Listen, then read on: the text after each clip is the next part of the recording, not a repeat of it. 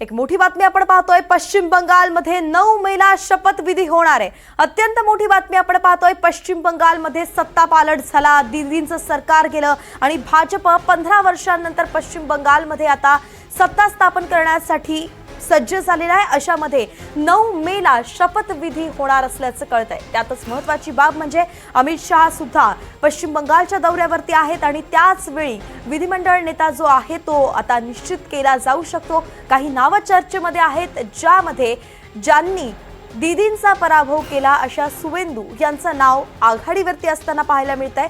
त्यांच्या व्यतिरिक्त 3-4 जणांची अजून नावं चर्चेत आहेत। नेमकं कोणाचं नाव समोर येतं यावरती तर शिक्कामोर्तब शहाच करतील।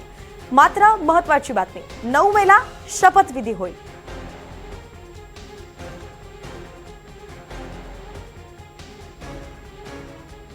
पश्चिम बंगालमध्ये अतिशय मोठा असा हा विजय भाजपच्या पदरी पडलेला आहे, म्हणून देशभरात त्याचा जल्लोष साजरा करण्यात आला। आणि त्यानंतर ही महत्त्वाची अपडेट समोर येते। आपले प्रतिनिधी रामराजे शिंदे आपल्यासोबत जोडले गेलेत। रामराजे, 9 मे ही तारीख आता फिक्स होताना पाहायला मिळते।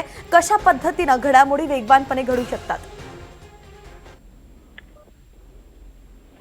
बिल्कुल 9 मे ही तारीख निवडण्यात आलेली आहे, कारण रवींद्रनाथ टागोर यांचं जन्मदिन आहे आणि त्याच दिवशी या नवीन सरकारचा शपथविधी करण्याचे नियोजन करण्यात आलेलं आहे आणि त्या दृष्टीने तयारी सुद्धा करण्यात आलेली आहे।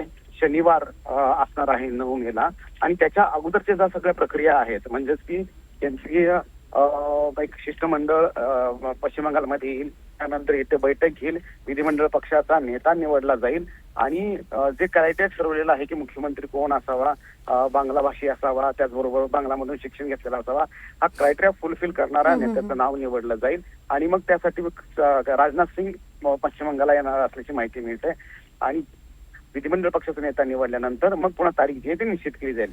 तर ही संपूर्ण प्रक्रिया आणि त्याचबरोबर की शपथविधीच्या अगोदर सरकारला अनेक ठिकाणी संवेदनशील ठिकाणं आहेत, तर तिथे शांतता प्रस्थापित करणं हे सुद्धा आव्हानात्मक असणार आहे। म्हणूनच लगोलग शपथ घेण्याच्या ऐवजी, कारण बहुमत तर मोठ्या प्रमाणावर आहे, 200 पेक्षा जास्त जागा आलेल्या आहेत, त्यामुळे 1-2 दिवसामध्येच हे संपूर्ण शपथविधी होणं अपेक्षित होतं। परंतु बंगालमधील सध्याची परिस्थिती पाहता तो 4-5 दिवसावर पुढे ढकलण्यात आलेला आहे आणि म्हणूनच 9 तारीख ही जी तारीख आहे ती निवडण्यात आलेली आहे। धन्यवाद रामराजे सविस्तर अपडेटसाठी। 9 तारखेला आता मुहूर्त ठरवण्यात आलाय। पुढची सत्ता स्थापन करण्याच्या दिशेनं पहिलं पाऊल टाकण्याचा पाहावं लागेल 9 तारखेला काय काय होतंय पश्चिम बंगालमध्ये।